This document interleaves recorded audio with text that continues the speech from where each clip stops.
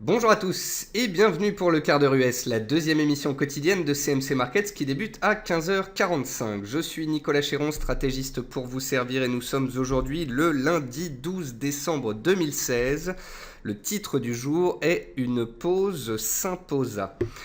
En effet, le S&P 500 et le Dow Jones sur les marchés futurs ont ouvert sur les chapeaux de roue et ont été inscrire des nouveaux records annuels et historiques, mais néanmoins ils sont rapidement revenus vers l'équilibre et une nécessité, une volonté de consolider semble prendre le dessus. Le DAX a décollé la semaine dernière des 10 800 points. Il a pratiquement atteint son objectif haussier théorique des 11 400 points ce matin à 11 340 points exactement. Et une pause semble s'imposer depuis. L'or a atteint les 1155 $ ce matin, un support, et il y réagit. L'euro-dollar a ouvert ce matin sur un extrême avec une ouverture à 1,0520 sur ses plus bas annuels et les acheteurs se sont présentés. L'USD Yen a atteint les 116, une extension de Fibonacci majeure et pourrait donc consolider sous ce seuil, cela a déjà commencé. Et le pétrole, jusqu'ici haussier, continue de grimper. Il est en forte hausse de plus de 4% ce jour suite à l'accord des pays en dehors de l'OPEP sur un abaissement de production. Mais le pétrole a ouvert sur les 50 $ qui était un objectif théorique haussier majeur et il consolide depuis. Une pause s'impose donc.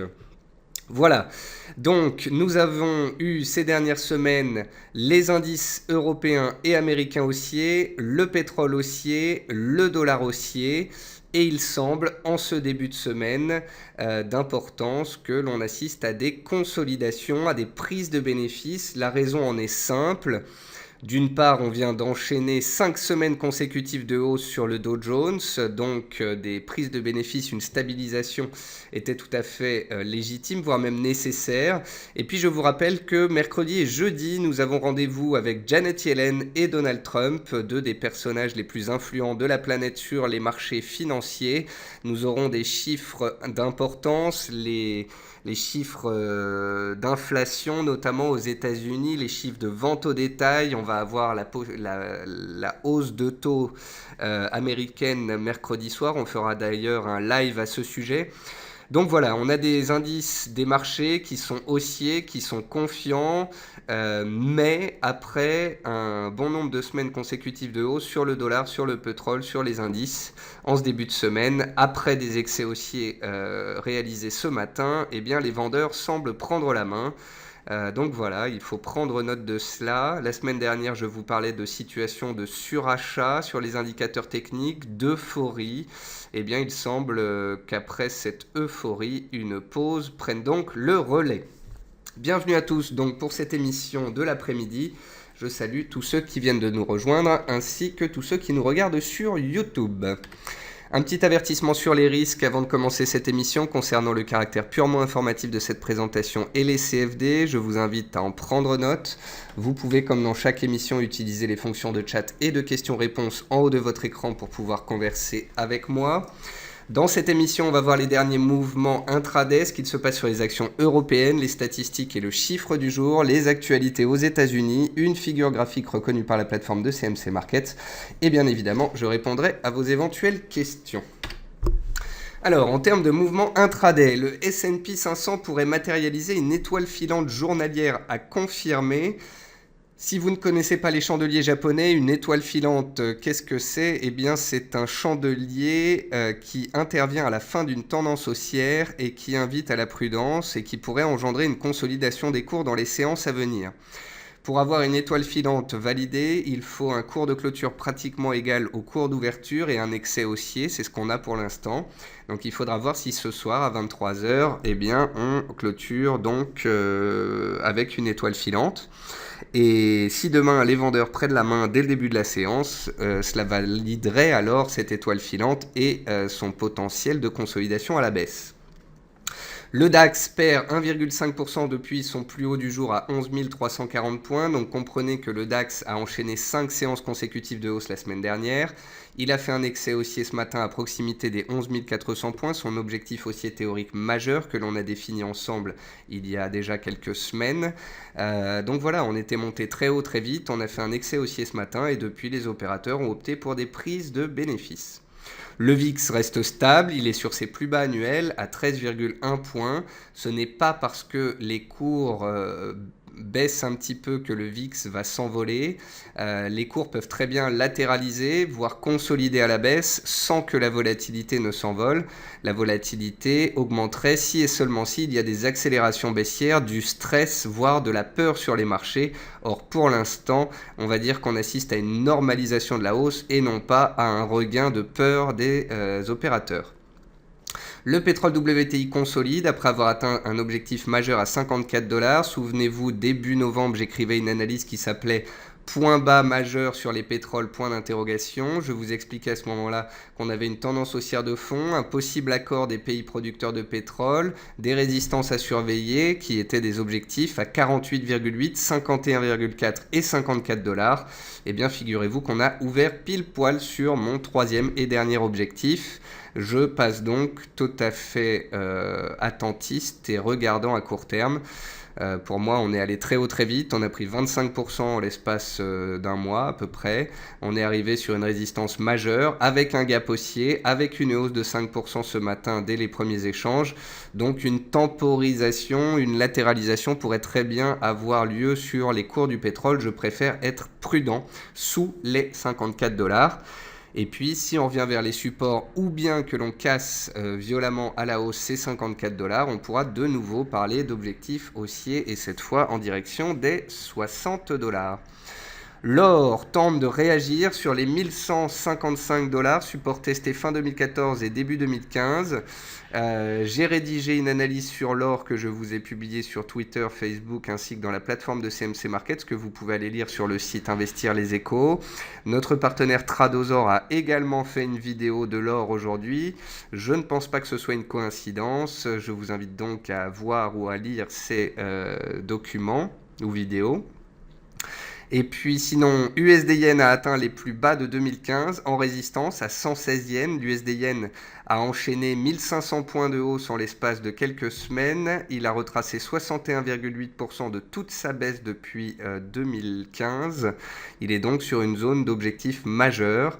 Après une séquence haussière phénoménale, une consolidation ne lui ferait pas de mal, tout comme sur les indices, avant éventuellement d'aller plus haut.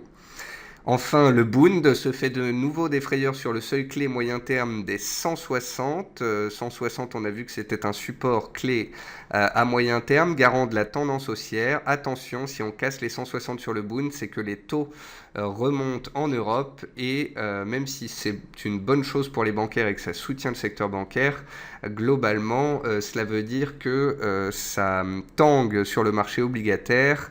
Et ça, c'est pas forcément bon pour les gérants, pour les gestions françaises. Par contre, à moyen terme, si ça tangue un peu plus sur l'obligataire et qu'on a des sorties de capitaux, cela veut pouvoir aussi dire des entrées de capitaux sur le marché actions et donc un certain soutien aux indices. Dans les meilleures et les moins bonnes performances de l'Eurostoxx, vous pouvez voir qu'on a une certaine disparité. Par exemple, vous pouvez voir dans les fortes hausses ENI en Italie, mais dans les baisses, on retrouve aussi Unicredit dans les baisses. Dans les hausses, on retrouve Total et Airbus, deux françaises, mais dans les plus fortes baisses, on retrouve aussi deux françaises, Essilor et Vivendi. Les secteurs qui sont les plus recherchés aujourd'hui, c'est l'énergie, clairement. Et puis ensuite les bancaires, toujours. Et par contre, à la baisse, ce sont plutôt les secteurs défensifs ou encore l'immobilier avec Unibail Rodamco qui perd 3%. En effet, quand les taux remontent, c'est pas bon du tout pour le secteur immobilier. Côté statistique, on n'a pas eu de chiffres clés ce jour, on en aura quelques-uns mardi. Mercredi et jeudi seront deux journées où on va avoir beaucoup de publications macro.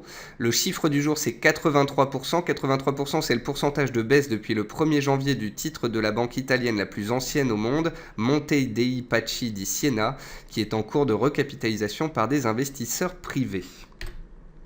Côté entreprise US, ExxonMobil pourrait voir son directeur général être nommé au poste de secrétaire d'État par Donald Trump. Lockheed Martin est attaqué directement par Donald Trump sur Twitter pour le coup jugé hors de contrôle de son avion F-35. Le titre est attaqué ce jour. Boeing se voit commander 80 avions commerciaux par Iran Air. Et puis enfin, Goodyear est en hausse de 5% avant bourse suite à un article du magazine Barron's sur son potentiel haussier. Dans les meilleures et les moins bonnes performances du S&P 500 à la clôture de vendredi, on retrouve Noble Corporation et Ensco PLC, deux spécialistes du drilling, c'est-à-dire du fait de puiser dans des puits de pétrole, d'extraire du pétrole, donc c'est des sociétés parapétrolières. On retrouve Alexion Pharmaceutical dans le secteur donc pharma. Et dans les baisses, on n'a pas eu de très forte chute. On retrouve simplement Urban Outfitter, la plus forte baisse, un titre qui consolide ces dernières semaines après une forte hausse cette année. Et puis pour finir, une figure graphique reconnue par la plateforme de CMC Market, c'est un triangle sur Danone en données journalières. Un triangle noté 4 sur 5. Danone était dans une tendance baissière, dans un triangle. On avait vu ensemble qu'elle approchait de la fin du triangle et de la borne basse. Je vous avais dit que la tendance était baissière et qu'il y avait des risques de sortie par le bas de par la tendance, mais qu'il fallait attendre une clôture en dehors du triangle pour être fixé.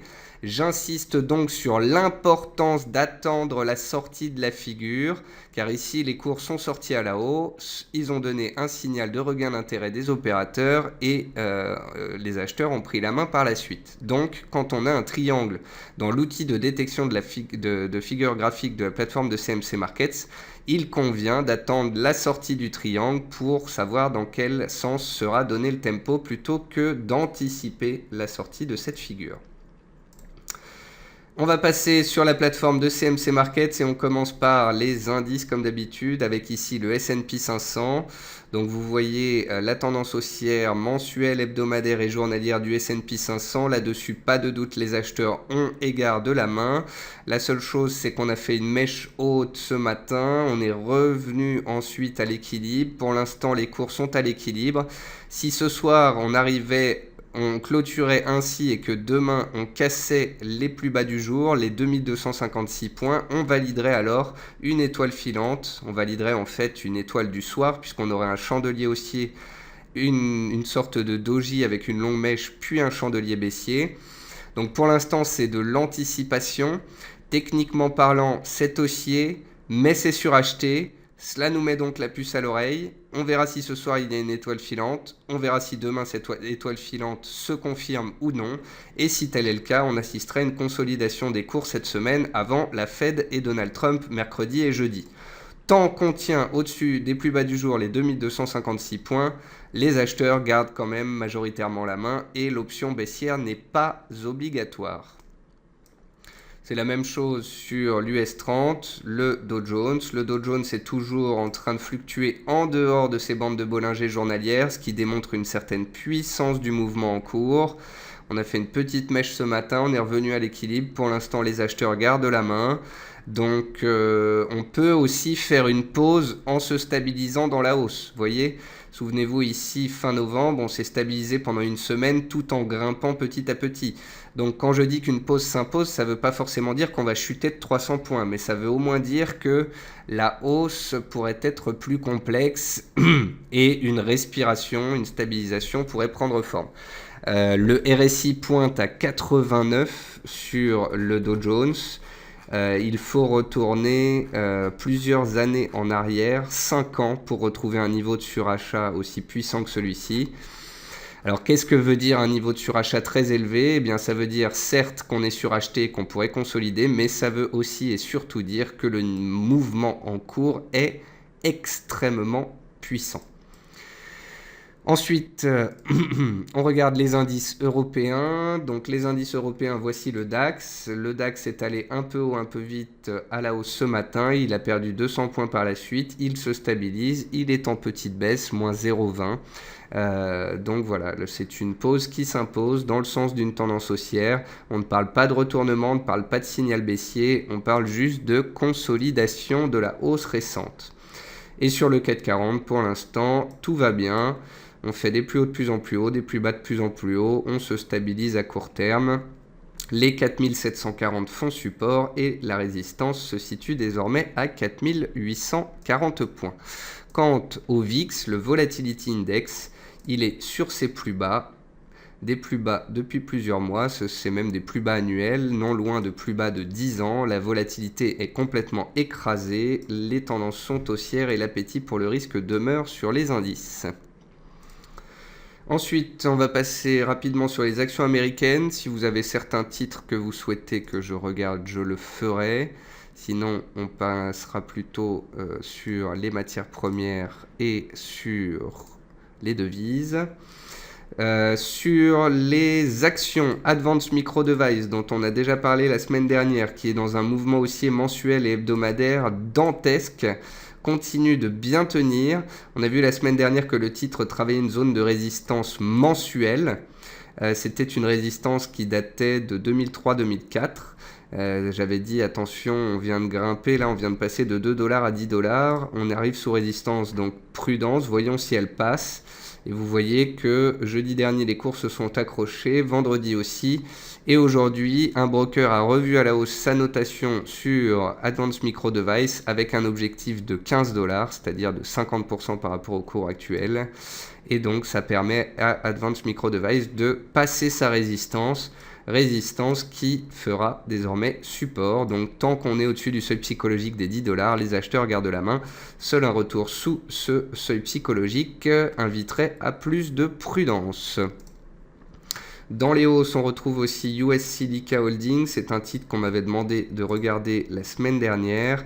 Et là-dessus, je pense que je vous avais clairement dit que c'était une tendance haussière, mais qu'il fallait faire attention puisqu'on était à proximité du haut d'un canal haussier. Whirlpool, elle s'est bien reprise. Souvenez-vous, Whirlpool, on avait regardé ce titre fin octobre, quand le titre avait décalé à la baisse de 10%, était revenu travailler ses plus bas de juillet. Au final, on s'est fait une petite frayeur, on a regagné le support, et puis les acheteurs ont repris la main par la suite.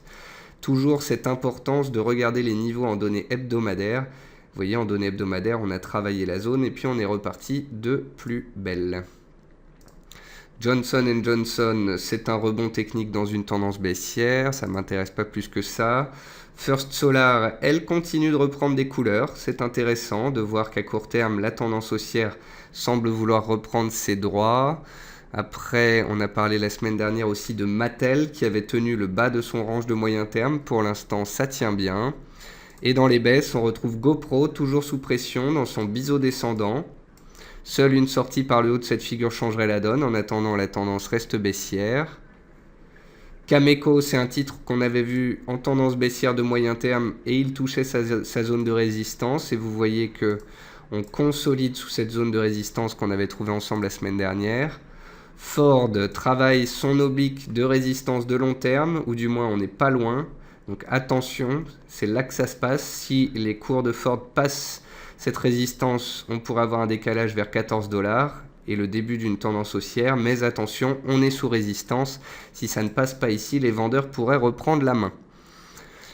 Sinon, Amazon consolide à plat, rien à dire là-dessus. Apple, c'est toujours dans une tendance haussière, progressive.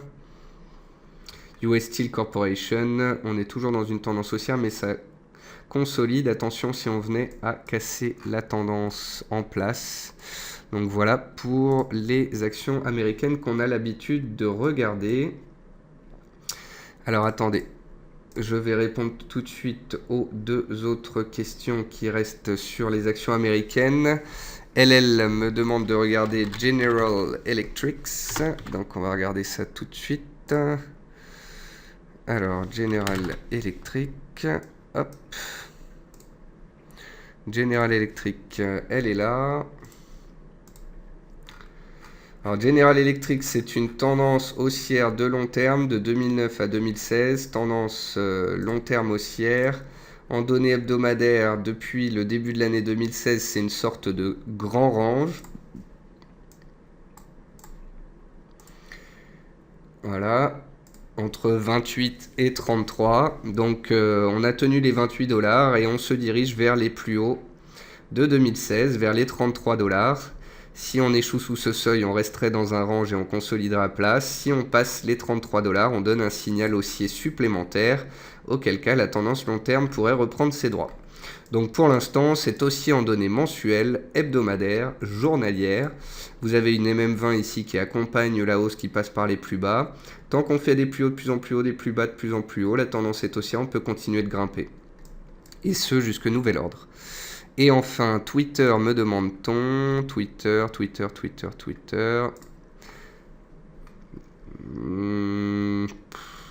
C'est difficile hein, graphiquement de vous dire quelque chose d'intéressant sur Twitter. En fait, on peut voir un petit canal haussier ici. Voilà. Donc Twitter à long terme, c'est un titre qui est baissier depuis 2 ans et demi. En données hebdomadaires, c'était très baissier jusqu'au début de l'année. On s'est repris sur des spéculations d'OPA, puis on est retombé. Là, ça fait quelques semaines, ça fait à peu près 2 mois qu'on est dans un petit canal haussier à faible pente. En données journalières, voilà ce que cela donne. Pas grand chose à dire là-dessus. On est sous une zone de résistance qui correspond à un gap. Le gap ici, voilà. Donc voilà ce que je vois sur Twitter. Si Twitter arrivait vraiment à casser son canal par le haut, à s'extraire au-dessus des 20,50 $, là on aurait un changement de rythme et peut-être une vague spéculative à la hausse. En attendant, c'est une petite tendance haussière à faible pente et là on est sous résistance. Donc on pourrait travailler cette zone de prix là. C'est pas très clair. Ensuite, on va passer sur les matières premières. Alors, sur les matières premières, on va parler de la fève de cacao, Olivier, on va regarder ça. Alors, le pétrole. Le pétrole, vous savez ce que je vous ai dit en début d'émission.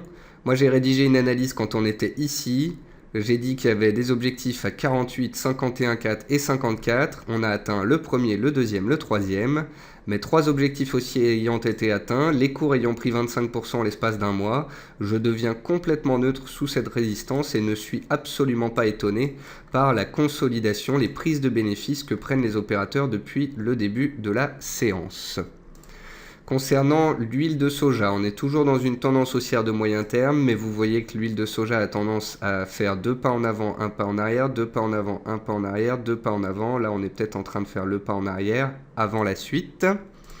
Concernant le sucre, on a eu donc un objectif baissier majeur atteint à 18,50, un regain d'intérêt de court terme, et là, on a stabilisé dans une tendance neutre. Les 19,50 bloquent depuis une semaine. Si et seulement si on casse ce seuil, alors on s'inscrit dans un rebond technique qui pourrait perdurer vers les 20 cents, voire au-dessus. Tant qu'on est sous les 19,5, on reste sous le joug de la tendance baissière en place depuis les 2 derniers mois. C'est relativement neutre. C'est pas non plus une configuration extrêmement attractive. Concernant les cours du coton, on est dans un triangle et on attend la sortie soit par le bas, soit par le haut. Attention, plus longtemps dure la compression, plus la sortie peut être violente. Sur les cours du riz, ça y va progressivement, mais ça y va, ça monte petit à petit. Depuis un mois, on fait des plus bas et des plus hauts de plus en plus haut. Et tant que ce sera le cas, on pourra considérer qu'on est dans une tendance haussière et que les acheteurs pourraient engendrer plus de hausse. Par contre, si on retourne sous les 9,65, les baissiers reprennent la main très clairement. Ensuite, le café, donc le café Robusta, il était sorti par le haut de son canal, il l'a réintégré, il est revenu vers la borne basse. Là, ça devient un petit peu compliqué à court terme. Si on casse les plus bas des 2 dernières semaines, les vendeurs pourraient enfoncer le clou. Tant qu'on reste au-dessus de ce seuil, on pourrait tenter de réintégrer le canal, mais vous pouvez voir en tous les cas que le rythme a changé. Là, on a eu une hausse très puissante et depuis, on est en consolidation. Ensuite, concernant le jus d'orange, on est en train de casser la résistance qu'on avait vue ensemble. Non, on est en train de casser le support qu'on avait vu ensemble. Donc le jus d'orange, double échec sous les plus hauts à 226. On est revenu sur une oblique de soutien qu'on est peut-être en train de casser aujourd'hui, donc ce sera à confirmer en cours de clôture. En tous les cas, on voit bien que la tendance haussière était très puissante et qu'elle semble s'épuiser désormais, ce qui se confirmera ou non par la cassure des plus bas récents. Ensuite, la fève de cacao. La fève de cacao, c'est extrêmement baissier, mais c'est survendu. Donc on assiste à un regain d'intérêt de court terme. Quand on regarde le graphique en données hebdomadaires, on peut voir qu'on n'est ni sur un support majeur, ni sous une résistance majeure. On avait parlé des cours quand on était à 2350. Je vous avais dit que si on ne réagissait pas, qu'on cassait ce seuil, on pourrait aller plus bas, vers le bas du range de long terme, vers les plus bas de 2012-2013. Au cours actuel, comprenez bien que oui, les cours ont beaucoup baissé, oui, il semble avoir trouvé un point d'inflexion à court terme, mais il est trop tôt pour parler de retournement haussier. C'est pas évident comme configuration, on va dire que c'est très spéculatif. Quelqu'un qui achèterait maintenant parce qu'on est en train de faire un possible avalement haussier de la baisse de vendredi, eh bien, serait extrêmement spéculateur. Voilà, pour ma part en tant qu'analyste graphique, c'est baissier en données mensuelles, hebdomadaires, journalières. À court terme, on met un point d'arrêt, mais c'est pas pour autant qu'on va repartir fortement à la hausse. Du moins, on peut repartir à la hausse et rebondir un petit peu suite à un chandelier de la sorte, mais ça ne veut pas dire qu'on va se retourner complètement à moyen terme. Donc, je suis très dubitatif concernant ce genre de configuration. J'attendrai en fait que le marché me donne plus d'indications. Ensuite, concernant le platinium, on réagit positivement à proximité des plus bas récents. On semble avoir trouvé une base de soutien sur le platinium, sur l'argent, même sur l'or. Donc attention si le dollar venait à consolider. L'argent donc se reprend et tente de garder la tête au-dessus des 17 $. Concernant le blé, point positif, on a cassé la résistance des 390 cents ce vendredi. On a clôturé à 394. Ce matin, on a rebaissé, on est revenu tester la zone et pour l'instant, on reste au-dessus. Donc, si les cours du blé voulaient bien rester au-dessus des 388-390 cents dans les séances à venir, on aurait la validation d'une cassure de résistance de court terme et donc de la naissance d'une tendance haussière de court terme. Les acheteurs prendraient alors potentiellement la main. Donc petit à petit, ce scénario évoqué la semaine dernière semble prendre le pas. En tous les cas, la cassure des 390 et le fait qu'on reste au-dessus, eh bien c'est un très bon signe à court terme. Voilà, je vous ai parlé du sucre, du blé, du riz. Alors, Frédéric me dit, n'a-t-on pas donc une ETEI sur les cours du pétrole à moyen terme? Alors, l'ETEI dont vous me parlez, c'est une ETEI, Frédéric, qui est ici, une épaule, tête, épaule inversée sur les cours du WTI. Elle est un peu biscornue puisque la deuxième épaule, c'est deux épaules en fait. Donc, c'est comme une épaule, tête, épaule, épaule. Donc, c'est un peu particulier. J'aime bien l'esprit de la figure, j'aime bien le fait qu'on casse la résistance des 51-52 $ sous laquelle on butait depuis plusieurs semaines. Donc oui, on est en train de casser une zone de résistance majeure et oui, cela pourrait ouvrir la porte à plus de potentiel peut-être vers les 60 $, c'est-à-dire les plus hauts de mai-juin 2015. Mais j'ai pas envie de parler de ce scénario un lundi, en début de semaine, le début d'une semaine clé, et ce alors que les cours viennent de prendre 25%, vous comprenez ? Si je vous dis que le pétrole est en train de casser une résistance majeure et qu'il matérialise une ETEI à moyen terme et qu'on pourrait voir les 60 voire les 65 $, tout le monde va se dire « Ah bah c'est haussier, il est haussier, ça va monter, je vais acheter, etc. » Je préfère, Frédéric, moi, m'entacher à vous dire qu'effectivement, à moyen terme, c'est haussier. Ça, là-dessus, il n'y a pas de débat possible. Tant qu'on fait des plus hauts de plus en plus hauts, tant qu'on ne casse pas de support, la tendance peut perdurer en direction des 55, 60, 65 $, pourquoi pas. Mais à court terme, je préfère vous parler de la résistance touchée ce matin à 54 $ qui engendre des prises de bénéfices plutôt que d'un potentiel haussier. Et imaginons que dans les séances à venir, les cours du WTI redescendent et testent positivement les 51,40. Ainsi, il reviendrait tester la zone de résistance précédente et il fermerait le cours du gap laissé ouvert ce jour. Si ça devait intervenir, alors là, je vous parlerai de la tendance haussière du fond, de l'ETEI et d'un scénario haussier potentiel. Mais en ce lundi, alors que le pétrole ouvrait à plus 5, je trouvais plus important de me focaliser sur le fait qu'on ait touché une résistance plutôt que sur le fait qu'on est en train d'en casser une. J'espère que vous comprenez ma logique et j'espère que vous comprenez que mon but premier est de vous protéger. Enfin, les cours du gaz naturel sont en train de perdre 5%. On est peut-être sur un changement de tendance. J'hésite à tracer mon canal différemment. Il se puisse que ce soit un retournement. Je vais attendre de voir demain, mais bon. Ce qu'il y a, c'est qu'on a clôturé au plus haut vendredi et on ouvre avec un gap baissier ce jour. Donc anticiper cette sortie de canal par le bas était impossible. Et c'est ça qui rend la donne un peu difficile sur les cours du gaz. Mais on a l'impression en tous les cas qu'un point d'arrêt vient d'être mis à la hausse. Et puis enfin pour finir, les cours des devises. Sur les devises, j'ai l'impression qu'on a atteint des extrêmes ce matin, des extrêmes sur le dollar index, sur l'USD yen, sur l'euro dollar. Sur l'USD yen, on a atteint les 116 ce matin. Les 116, quand on revient dans le passé, ce sont les plus bas travaillés en janvier 2015, en août 2015, en janvier 2016. Donc vous voyez, c'est un ancien support majeur devenu résistance. Donc là, ça fait des semaines qu'on rebondit dans un canal haussier. On vient d'atteindre, je vais mettre un graphique hebdomadaire, on vient d'atteindre 61,8% de retracement de toute la baisse depuis la mi-2015. Donc là, c'est un retracement majeur que l'on vient d'effectuer. Donc certes, les États-Unis vont théoriquement monter leur taux mercredi, mais je me demande si les spéculations haussières sur le dollar n'ont pas atteint un paroxysme. Vous connaissez l'adage en bourse, on achète la rumeur, on vend la nouvelle. Ce que je veux dire par là, c'est que je me demande si le dollar a encore beaucoup de potentiel haussier, parce qu'il est sous résistance. Je me demande si il ne va pas consolider, si les opérateurs ne vont pas opter pour des prises de bénéfices une fois les taux montés. Voilà.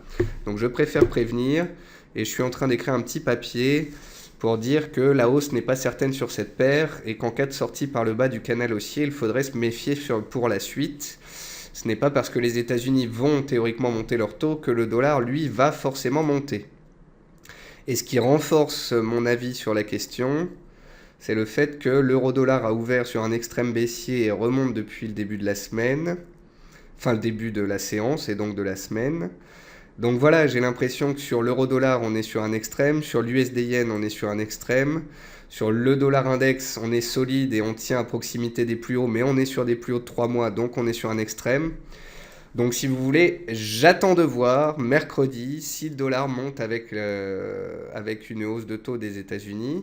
Si la hausse de taux est accompagnée d'un discours bullish pour les taux et pour le dollar en 2017 et que le dollar casse ses plus hauts annuels, alors l'USD yen pourrait continuer sa course, l'euro-dollar pourrait casser ses plus bas annuels et chuter, et l'or pourrait continuer de chuter. Par contre, attention, si mercredi la Fed monte ses taux et qu'au final les opérateurs optent pour des prises de bénéfices sur le dollar, l'euro-dollar, comme l'or, pourrait nettement rebondir alors que l'USD yen refluerait sous les 61,8% de retracement de toute sa baisse de 2015 à 2016. Voilà, sur ce, j'espère que vous aurez compris les enjeux de la semaine, ce qu'il se passe sur indices, devises et matières premières. Concernant les actions, il y a des grandes rotations sectorielles, il y a beaucoup de titres qui décalent à la hausse, à la baisse, même quand les indices sont flat, sont à l'équilibre. Ça veut dire que pour ceux qui tradent les actions, il peut y avoir des opportunités d'ici la fin de l'année à réaliser des opérations de stock picking, c'est-à-dire à chercher des titres qui pourraient décaler soit à la hausse, soit à la baisse quand les indices se stabilisent. Voilà, sur ce, j'espère que cette émission vous a plu. Merci à tous d'être venus et d'être au rendez-vous comme tous les jours à 15h45. Je vous souhaite à tous un très bon début de semaine et je vous dis à demain matin 10h pour la matinale. Au revoir à tous.